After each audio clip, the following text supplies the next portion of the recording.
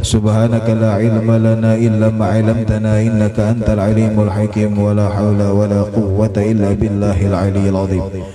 Rabbi shrah li sadri wa yassir li amri wa hlul 'uqdatam min lisani yafqahu qawli. Amma ba'd.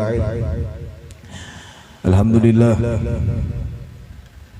puji syukur kehadirat Allah Subhanahu wa taala yang kembali mempertemukan kita, yang kembali mengumpulkan kita untuk bersama-sama mengagungkan asma Allah dan melantunkan salawat serta pujian kepada baginda Rasul Muhammad sallallahu alaihi wa alihi wasallam. Maka mudah-mudahan apa yang kita lakukan pada malam hari ini adalah sebuah bukti syukur kita kepada Allah Subhanahu wa taala, sehingganya kemudian Allah Subhanahu wa taala terus membimbing kita, terus kemudian memberikan taufik hidayah kepada kita agar kita selalu berada di jalan yang diridhai oleh Allah Subhanahu wa taala. Amin ya rabbal alamin.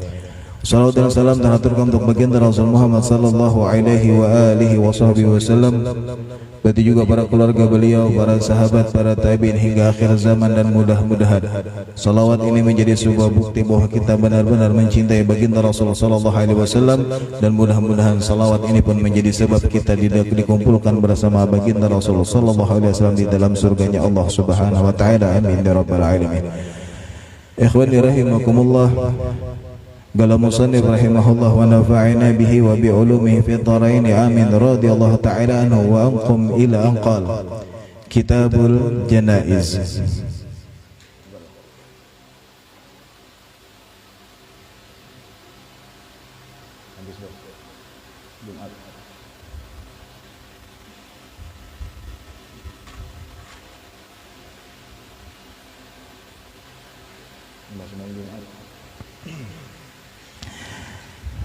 Kitabul Janaiz. Jadi janaiz itu adalah jamak dari jenazah. Jadi ada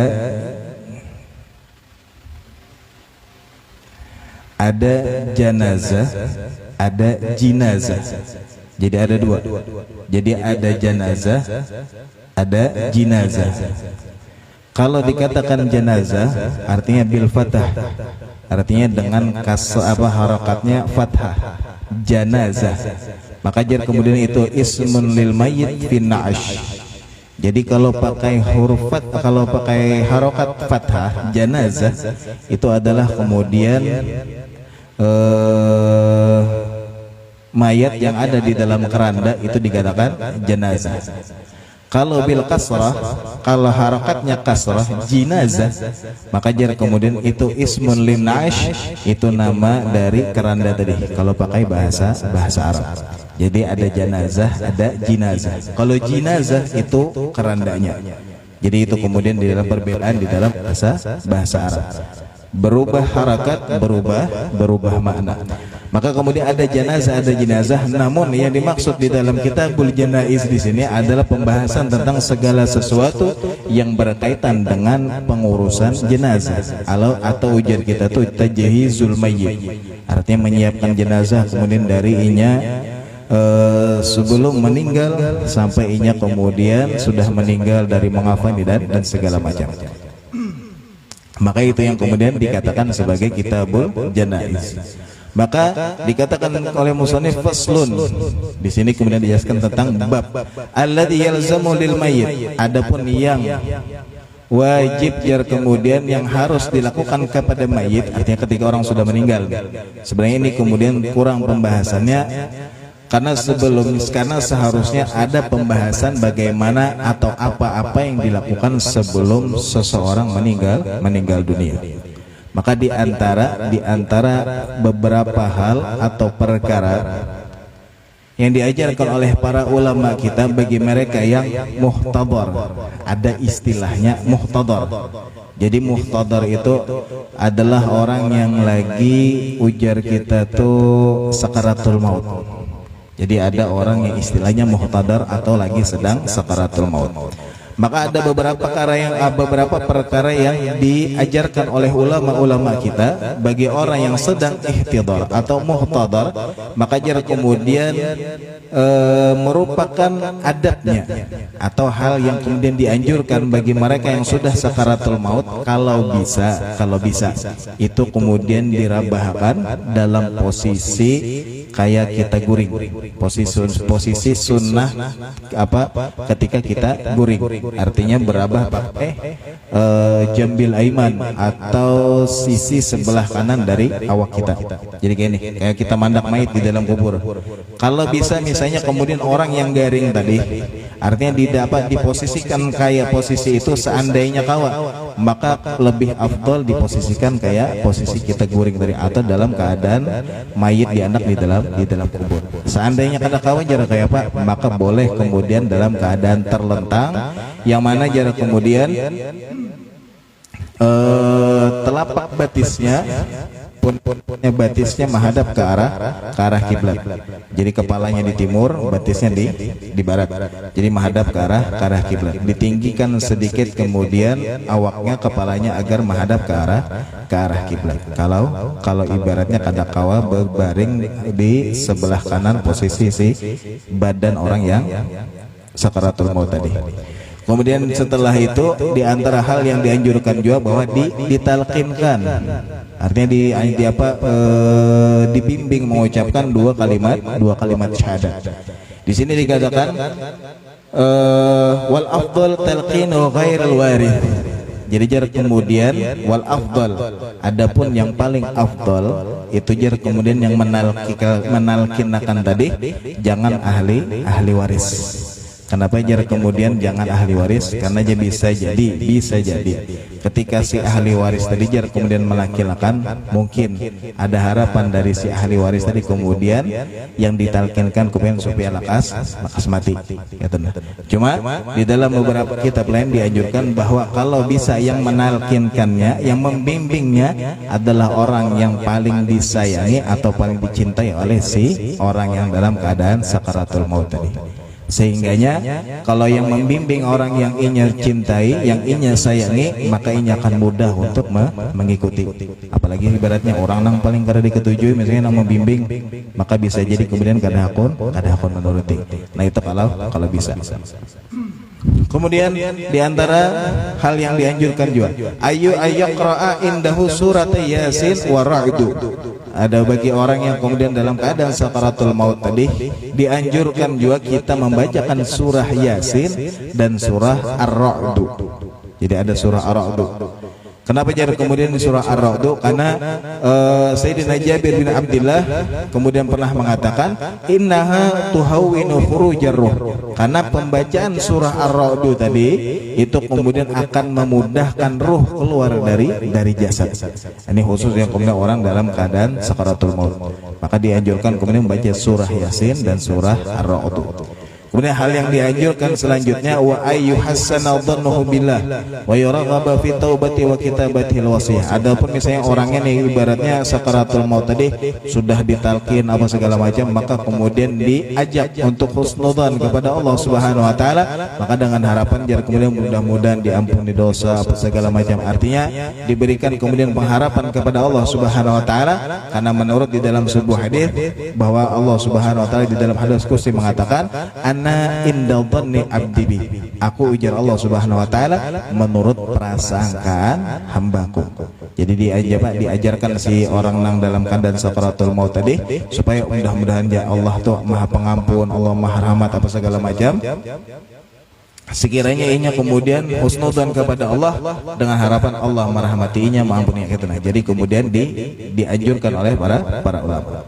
Nah itu kemudian bagi orang yang ibaratnya sudah sakaratul maut. Jadi itu beberapa hal yang kemudian dianjurkan oleh para ulama kita yang dilakukan bagi mereka yang dalam keadaan sakaratul maut. Adapun kemudian mayusannu ba'da mautihi. Adapun kemudian seandainya orang itu sudah meninggal dunia, Jadi kan kalau di dalam kita tadi dijelaskan bahwa langsung dijelaskan alladzi yalzamu lil mayyit, artinya orang yang sudah dalam keadaan mati apa yang dilakukan, maka itu dijelaskan. Nah ini setelah inya kemudian melewati yang keadaan sakaratul maut, meninggal dunia, maka ada beberapa perkara yang sunnah yang harus dikerjakan sebelum inya dimandikan. Di antaranya kemudian taghmidu ainai. Kemudian yang pertama yang dianjurkan atau yang sunnah dilakukan ketika ada seseorang yang meninggal dunia, taghmidu ainai, yakni menutup kedua matanya.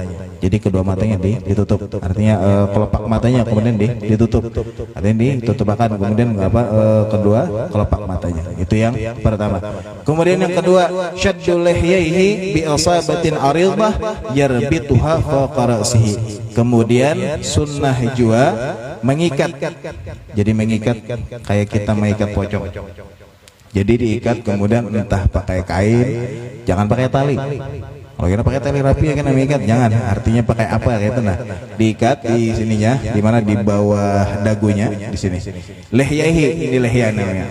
Jadi diikat di sini bi ilsabatin aridah, dengan kain atau apa yang panjang, itu diikat di yarbitu fawqa ra'sihi, diikat sampai di atas kepalanya. Pokoknya walhasil kayak kita mengikat mayat tadi, kayak pocong itu, diikat kemudian di sini. Ini kemudian sebelumnya dimandikan, sebelumnya dikafani, sebelumnya dimandikan. Ini perkara yang sunnah.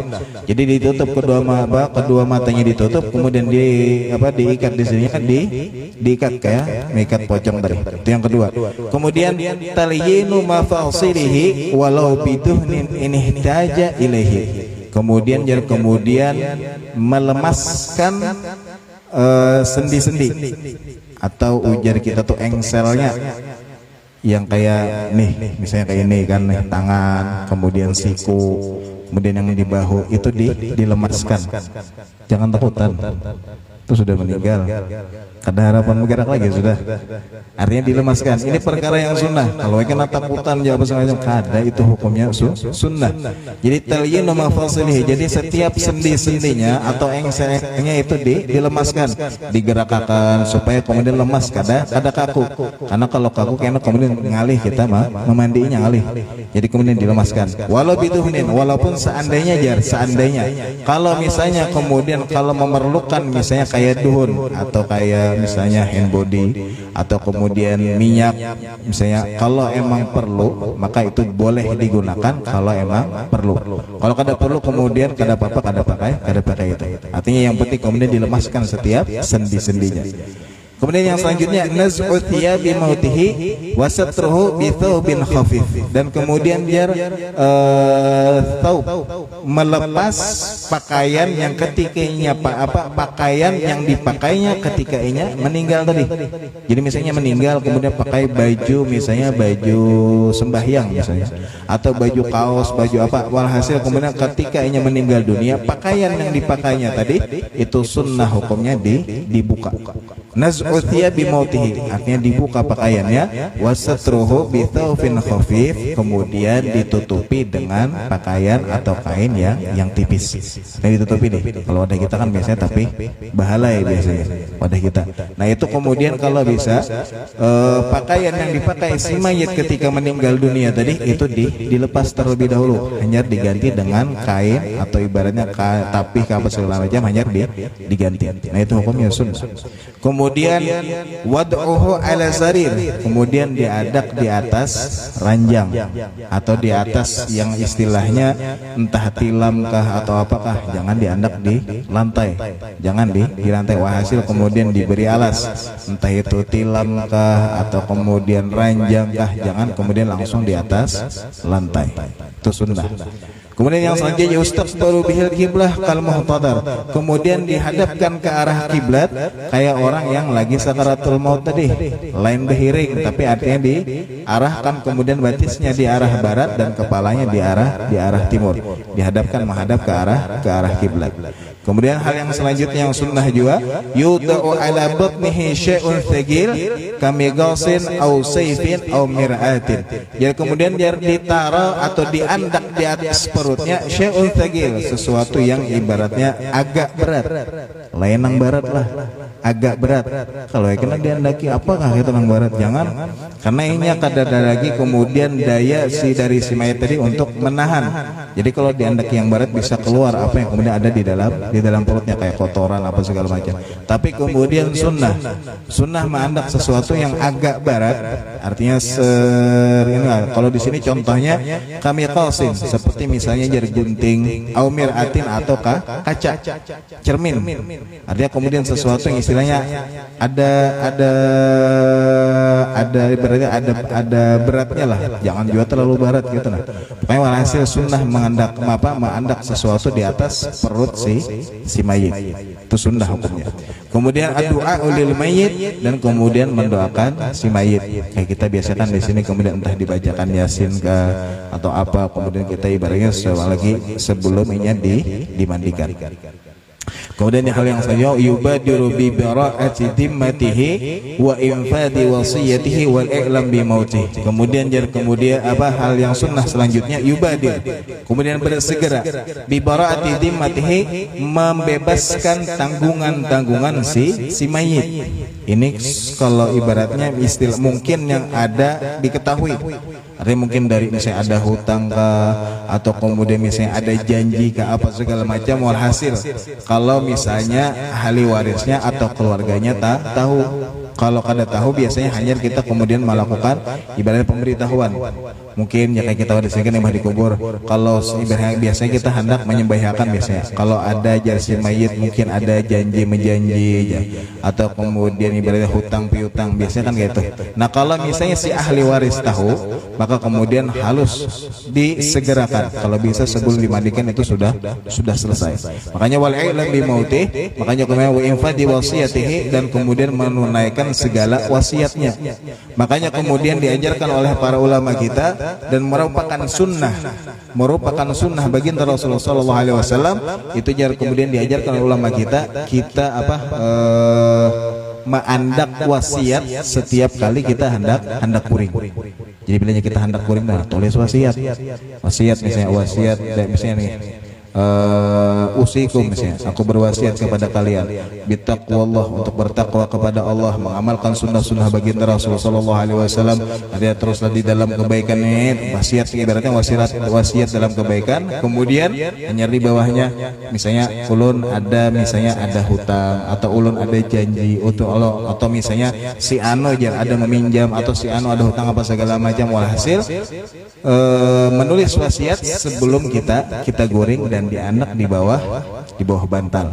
Jadi sekiranya kalaupun waktu pada malam itu kita diambil oleh Allah Subhanahu wa taala, maka kita sudah menulis wasiat. Maka dikatakan oleh baginda Rasulullah SAW di dalam sebuah riwayat, man mata 'alal wasiyah mata 'alal iman. Barang siapa yang kemudian mati meninggalkan wasiat, mati dalam keadaan beriman. Jadi tulis saban malam. Kalau ikan tapi biasanya mun hanyar-hanyar tuh napa nih aja. Membuang perangai sakone aja.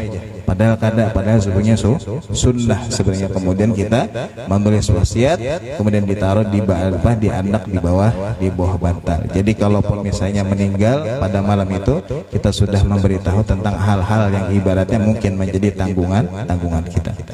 Kemudian hal yang selanjutnya yang diantara sunnah juga dari sunnah baginda Rasulullah SAW, al-mubadirati bitajhizihi wa yubda'u bi ghuslihi. Nah jadi kemudian al-mubadirah bersegera bitajhizihi, mengurus si mayit tadi dari memandikan apa segala macam, kemudian wa yubda'u bi ghusl, dan kemudian memulai dengan memandikannya. Jadi dimandikan dulu, maka kemudian kalau bisa disegerakan ketika ada orang meninggal dunia. Artinya kalau misalnya ada hajat apa segala macam, maka sunnah untuk disegerakan untuk mengurus si mayit tadi. Nah itu sunnah bagi apa yang dilakukan sebelum memandikan mayit. Jadi hal-hal yang sunnah dilakukan sebelum memandikan mayit. Kemudian hukum tajhizul mayit, adapun hukumnya ibaratnya tajhizul mayit, mengurus mayit tadi dari memandikan apa segala macam, itu hukumnya fardu kifayatin ala man alima bihi minal muslimina mukallafin. Itu hukumnya fardu kifayah. Artinya dikatakan fardu kifayah bilanya ada salah satu dari orang, misalnya orang sekitarnya, orang kampungnya, misalnya tetangganya apa segala macam, yang kemudian satu orang aja yang sudah menggawi dari memandikan apa segala macam, maka gugur kewajiban bagi yang lain kayak sembahyang, maka sembahyang itu hukumnya fardu ain, wajib bagi setiap orang. Tapi kalau tajhizul mayit, mengurus mayit, itu hukumnya fardu kifayah. Maka jar kemudian dikatakan fala yakfi fi'lul malaika aw nisa'i bis-sabi illa yintayana alaihi. Maka jar kemudian kada cukup, kada sah jika kemudian yang menggawi mayit tadi adalah seorang malaikat atau kemudian kekanakan, kecuali jar kemudian illa inta'ayyana alaih, kecuali jar kemudian dengan jelas kelihatan bahwa si mayit tadi kemudian digawi, entah itu lawan malaikat misalnya, atau orang yang kemudian istilahnya kelihatan, maka kemudian boleh aja. Mana mau yakfi ghuslul jin inda Ramli khilafan Ibnu Hajar. Bahkan Al-Imam Ramli mengatakan yakfi ghuslul jin. Seandainya ada jin ya, ada jin misalnya nama mandi mayit tadi, maka menurut Imam Ramli sah, tetapi berbeda dengan Imam Ibnu Hajar. Imam Ibnu Hajar mengatakan kada sah. Jadi itu tadi. Maka kemudian itu hukum tajhizul mayit, itu hukumnya fardu kifayah. Dabitul mayit alladhi yajibu tajhizuhu kullu muslim ghairi syahid wa ghairi sigir. Adapun yang kemudian ukuran mayit yang wajib ditajhiz tadi, yang fardu kifayah tadi, mayit yang kemudian wajib untuk dilakukan tajhizul mayit, itu adalah kullu muslim, setiap orang muslim ghairi syahid wa ghairi sigir. Orang yang kemudian setiap muslim yang meninggal dunia itu wajib kemudian fardu kifayah hukumnya diurus, kecuali kemudian orang yang meninggal syahid ataupun orang yang keguguran. Artinya bayi yang keguguran itu kemudian kada wajib. Jadi kemudian ada ukurannya yang apa, yang keguguran tadi. Jadi kita bahas sedikit sebelum kita membahas tentang bahwa alladzi yalzamu lil mayyit tadi, yang wajib dilakukan bagi seorang mayit itu ada 4 perkara. Pertama ghusluhu, memandikannya, kemudian wa takfinuhu, kemudian mengkafani, wa salatu alaih, kemudian menyolatkannya, wa dafnuhu, dan menguburnya.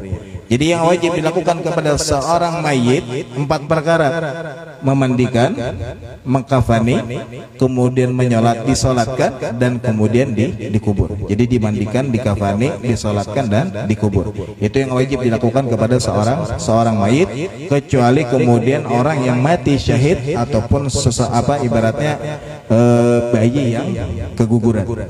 Itu nanti ada ukurannya. Jadi selain yang mati syahid ataupun yang bayi yang keguguran tadi, yang lahir istilahnya keguguran, maka itu kemudian wajib dimandikan, wajib dikafani, wajib disalatkan, dan wajib dikubur. Maka kemudian untuk penjelasan yang dikatakan sebagai orang yang syahid, jadi syahid itu pun ada 3. Ada syahid dunia wal akhirah, ada syahid dunia, dan ada syahid akhirah. Jadi mati syahid itu ada 3. Ada syahidud dunia wal akhirah, orang yang mati syahid dunia dan akhirat. Ada yang syahidud dunia, mati syahid dunia, dan ada syahidul akhirah, ada orang yang mati syahid akhirah. Adapun yang dikatakan syahid dunia wal akhirah, orang yang mati syahid dunia dan akhirat. Artinya kemudian huwa man qutila fi ma'rakatil kufar wa kanat niyatu ila'u kalimatillah. Jadi orang yang kemudian berperang di jalan Allah untuk menegakkan kalimat itu, maka orang yang seperti ini dikatakan syahidud dunia wal akhirah, orang yang mati syahid dunia dan akhirat.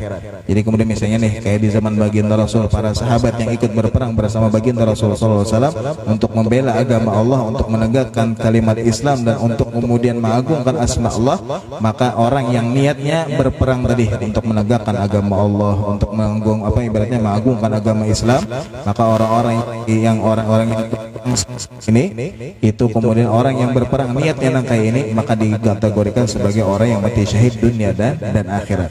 Maka orang-orang yang kayak ini mati syahid dunia dan akhirat ini la yughassal wa la yusalla alaih wa yukaffanu wa yudfan. Jadi orang yang kemudian mati syahid dunia dan akhirat la yughassal, kada di mandi, jadi kada dimandikan. Kemudian wa yukaffan wa yudfan, kemudian wa yusalla alaih, disolatkan, kemudian dikubur, di apa, wa yukaffan, dan kemudian dikafani, wa yudfan, dan dikubur. Jadi kenapa kada dimandikan? Karena orang-orang yang mati di dalam berperang tadi kan ada ibaratnya kayak darah peperangan, luka apa segala macam, maka jadi itu kemudian agar itu kelak menjadi saksi di hadapan Allah Subhanahu wa taala. Makanya kemudian pernah, wallahu alam kejadian ini bujur atau ada, cuma pernah ajar kemudian dulu ketika di kalau kada di Jeddah di Arab Saudi, ketika itu terjadi sail atau banjir, maka jadi banjir ini mengenai makam dari Sayyidina Hamzah. Sayyidina Hamzah dari paman baginda Rasulullah SAW yang gugur di medan peperangan. Maka jadi kemudian terbuka makamnya Sayyidina Hamzah, karena di video itu dikatakan bahwa saat itu jadi kemudian darah yang ada di jasadnya Sayyidina Hamzah itu sampai saat ini masih mengalir. Itu kemudian menjadi saksi di hadapan Allah Subhanahu wa taala bagi mereka yang kemudian gugur di medan peperangan. Makanya kada apa ibaratnya mereka itu istilahnya kada dimandikan, karena itu kelak menjadi saksi di hadapan Allah Subhanahu wa taala. Jadi ini kada dimandikan. Orang yang mati syahid dunia dan akhirat, yang mati berperang di jalan Allah Subhanahu wa taala untuk mengagungkan asma Allah, maka mereka kemudian kada dimandikan, tetapi kemudian tetap disalatkan, tetap dikafani, dan kemudian tetap dikubur.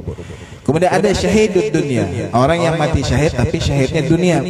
Jadi siapa mereka? Mereka adalah man mata fi ma'rakatil kufar wa kanat niyatuhu dunyawiyah kana ilal ghanaim aw sum'ah bainan nas. Jadi yang dikatakan syahid dunia adalah mereka yang ikut berperang bersama baginda Rasul, atau yang mau ikut berperang kemudian untuk menegakkan agama Allah, tetapi niatnya bukan menegakkan agama Allah, tetapi niatnya kemudian kana ilal ghanaim, untuk mendapat harta rampasan, ataupun kemudian supaya disambat orang sebagai orang yang pemberani misalnya, atau supayanya sombong apa segala macam. Maka yang niatnya kada bujur ini, maka ini dikatakan syahid dunia, orang yang mati syahid tapi mati syahid dunia. Maka hukumnya mereka yang syahid dunia ini kahukmi syahid di dunia wal akhirah, sama kayak syahid dunia wal akhirah, tetapi fala nughsiluhu wa la nusalli alaih wa nuqaffinuhu wa nudfinuhu, tetap sama. Kemudian artinya tetap kada dimandikan, kemudian disolatkan, kemudian wa nuqaffan wa nudfin, kemudian tetap dikubur dan dikafani. Itu yang kemudian sama kayak syahid dunia wal akhirah. Kemudian ada yang namanya syahid akhirah. Nah ini jar kemudian banyak, bahkan sampai di zaman kita ibaratnya sampai wadah zaman kita wah ini pun masih ada. Siapa mereka yang dikatakan syahid akhirah? Orang yang kemudian orang yang kemudian mati dalam keadaan mabutun wal gharik wal harik. Jadi orang yang kemudian entah itu karenanya sakit perut ya kemudian sampai meninggal dunia, ataupun istilahnya wal gharik, orang yang mati dalam keadaan tenggelam, wal harik, orang yang mati dalam keadaan istilahnya terbakar lah, karena misalnya kebakaran apa segala macam. Maka orang yang kayak ini kemudian digolongkan sebagai orang yang mati syahid akhirah. Ada juga yang mengatakan bahwa al-mayyitu hadiman wa ghariban wal maqtulu zulman, orang yang kemudian mati misalnya ghariban, artinya bukan di tempat ini tinggal, entah ini misalnya lagi apa segala macam, ini mati gharib, ini pun dikatakan sebagai syahid akhirah. Wal maqtulu zulman, orang yang kemudian maqtul zulman, terbunuh karena dizalimi, kayak orang misalnya dibegal kan misalnya nih, artinya kemudian celaka apa segala macam, artinya terbunuh karena dizalimi, maka ini pun tergolong sebagai orang yang syahid akhirah. Begitu. Jadi kemudian wal mayyit fi zaman at-ta'un, orang yang kemudian meninggal dunia di zaman sebuah wabah penyakit. Kayak semalam yang ibaratnya lagi musim corona, kalau bujur-bujur ibaratnya ini wabah penyakit, maka kemudian orang yang meninggal ketika itu pun kemudian dikatakan sebagai syahid akhirah. Begitu juga wa fi thalabil ilm, begitu juga seorang penuntut ilmu. Jadi orang yang menuntut ilmu ini kadang mesti orang yang ibaratnya ada di pondok pesantren atau apa. Kita yang kemudian hadir di majelis taklim gitu, keluar dari rumah misalnya kita niat hadir ke majelis taklim, hadir ke pengajian apa segala macam, niat kita dari rumah untuk menambah pengetahuan kita, misalnya tapi naudzubillah waliyadzubillah di jalan misalnya ada apakah kita meninggal, kita nih lagi ibaratnya tulak menuntut ilmu, maka kemudian kita dikatakan sebagai orang yang syahid akhirah, orang yang mati syahid akhirah. Maka hukumnya mereka yang syahid akhirah ini, maka fayughassalu wa yukaffanu wa yusalli alaihi wa yudfan, tetap dimandi, tetap dikafani, kemudian disolatkan dan dikubur. Itu orang-orang yang syahid tadi. Nah, itu pembahasan tentang yang syahid. Kemudian adapun orang yang selain orang yang mati syahid ataupun yang keguguran. Jadi ada yang dikatakan keguguran, artinya yang dikatakan keguguran di sini dikatakan huwa alladzi kharaja min batni ummihi qabla tamami asyhurihi. Ada istilahnya janin yang keluar sebelum waktunya. Baik itu kemudian 6 bulan kan biasanya nih sebelum waktunya keluar, yang sudah keluar maka dikatakan sebagai yang keguguran. Maka yang keguguran ini ada tiga. Yang pertama, in dhaharat fihi amaratul hayah. Seandainya kemudian ketika si janin tadi keluar dari perut ibunya. Jadi keluar dari misalnya keguguran, kalau ada bebinian kemudian hamil keguguran. Kemudian in dhaharat fihi amaratul hayah. Seandainya ketika keluar si janin tadi ada tanda-tanda kehidupan. Misalnya kayak ini menangis misalnya, atau ada sedikit gerakan tangannya misalnya, atau ibaratnya sempat bernafas lah. Maka kemudian kalau sempat ada tanda-tanda kehidupan, walaupun istilahnya setelah itunya meninggal karena ibaratnya keguguran, maka hukumnya kal kabir, sama orang dewasa. Fayughassalu wa yukaffanu wa yusalla alaihi wa yudfan, tetap dimandikan, tetap dikafani, kemudian disolatkan dan dikubur kalau sempat ada kelihatan tanda-tanda kehidupan. Itu yang pertama. Kemudian yang kedua, illam tadhhar fihi amratul hayah walakin dhahara fihi mabda'u khalqi adami. Kemudian yang kedua, seandainya kemudian yang keguguran tadi kada tanda-tanda kehidupan, artinya nih kada bergerak, kada menangis, kada bernafas apa segala macam, kada tanda-tanda kehidupan, tetapi kemudian walakin dhahara fihi mabda'u khalqi adami, tetapi kemudian bentuk janin yang keluar dari seorang ibu tadi sudah berbentuk anak manusia. Artinya kemudian entah ada batisnya, pokoknya kayak ibaratnya kayak bayi lah yang keluar, walaupun ibaratnya kada ada tanda-tanda kehidupan, kada bergerak, kada menangis apa segala macam. Maka kemudian fahukmuhu, maka hukumnya yughassalu wa yukaffanu wa la yusalla alaih wa yudfan inda Ibn Hajar wa inda Ramli tafsir. Jadi kemudian kalau menurut Imam Ibn Hajar, janin yang keluar sudah berbentuk manusia, atau misalnya ada tangannya, ada batisnya, atau ada kepalanya, pokoknya ada sempat lah ibaratnya bentuk manusia walaupun tidak ada tanda kehidupan, kalau menurut Imam Ibn Hajar itu dimandikan, kemudian dikafani, tetapi kada disembahyangkan. Jadi kada disembahyangkan, tetapi kemudian setelah itu langsung dikubur. Jadi imbah dimandii, dikafani, kada disembahyangkan, itu langsung dikubur. Itu menurut Imam Ibn Hajar. Kalau menurut Imam Ramli itu ada rinciannya. Kalau ujar Imam Ramli, in kharaja qabla sittata asyhur, kalau si janin tadi keluar artinya kegugurannya kemudian belum sampai umur 6 bulan, artinya nih kegugurannya sebelum umur 6 bulan, maka fayughassalu wa yukaffanu wa la yusalla alaihi wa yudfan, sama dengan pendapat Imam Ibn Hajar, dimandikan, dikafani, tidak diangkat, kemudian dikubur. Akan tetapi kata Imam Romli, seandainya kegugurannya setelah umur 6 bulan, ibaratnya umur si janin tadi sudah berumur 6 bulan, maka dihukumi seperti orang dewasa.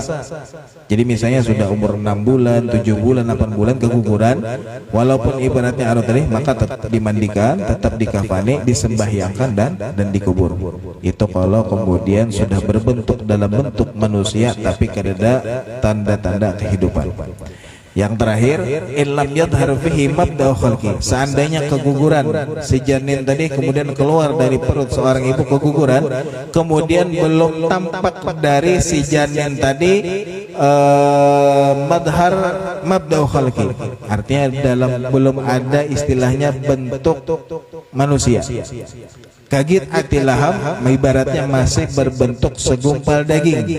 Maka jarak kemudian fahukmuhu, hukumnya la yajibuhu fi syai' walakin yusannu satruhu bi khirqatin wa dafnuhu. Kada wajib apa-apa. Seandainya ini ada bebinian kemudian keguguran mengeluarkan segumpal daging belum berbentuk manusia, maka kada wajib apa-apa, tetapi jarak kemudian sunnah hukumnya dibungkus, artinya dikafani nih. Kayak istilahnya bahasa halusnya dikafani lah, atau jadi kita tuh kasarnya tuh dibungkus pakai kain. Hanya kemudian wadafnuhu, kemudian dikubur. Itu hukumnya sunnah.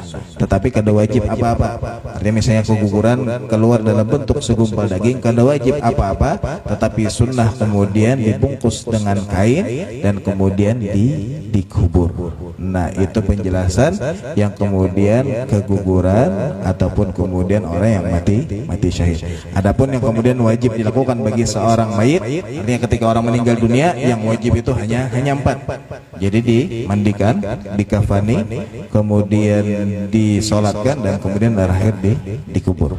Nah, itu kemudian tajhizul mayit, cara kita mengurus mayit ketika meninggal dunia. Adakah pertanyaan masalah tajhizul mayit sebelum kita membahas karena masalah cara memandikannya? Kalau cara memandikannya karena mudah-mudahan kita kawa praktek. Barengai siapakah dimandi?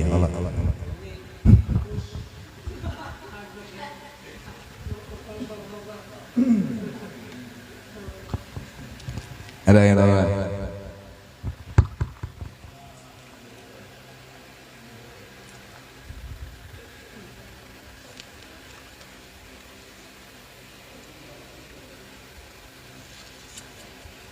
Lanjut tanggung soalnya.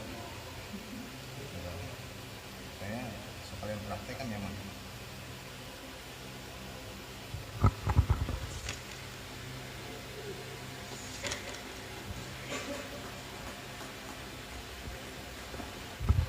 Sudah? Nih tahu orang?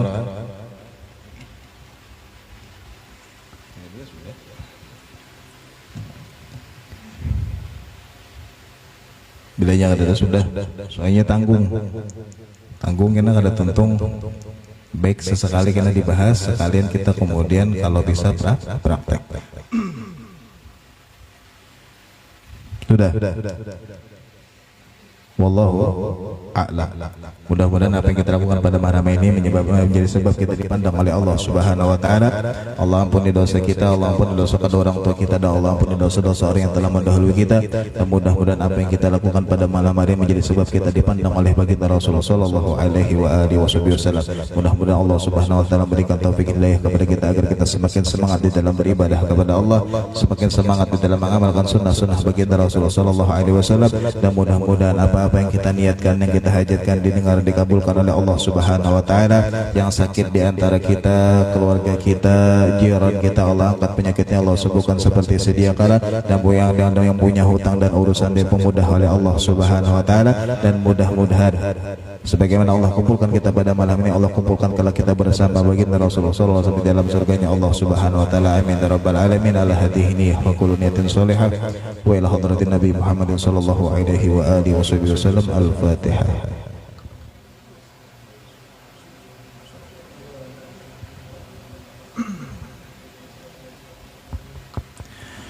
Bismillahirrahmanirrahim. Alhamdulillahirabbil alamin. Allahumma shalli wa sallim ala sayyidina Muhammadin wa ala ali sayyidina Muhammad. Allahumma arzuqna fahma nabiyyin wa hifdzal mursalin wa ilhama malaikatil muqarrabin. Rabbana taqabbal minna innaka antas samiul alim wa tub alaina innaka antat tawwabur rahim. Allahumma ij'al jam'ana hadza jam'an marhuma tafarruqan min tafarruqan ma'suma wa la taj'al fina wa la minna wa la ma'ana syaqi wa la mudda bi rahmatika ya arhamar rahimin. Wa sallallahu ala sayyidina Muhammadin wa ala alihi wasallam bi fadli subhana rabbika rabbil izzati amma yasifun wa salamun ala mursalin walhamdulillahi rabbil alamin. Taqabbalallahu minkum.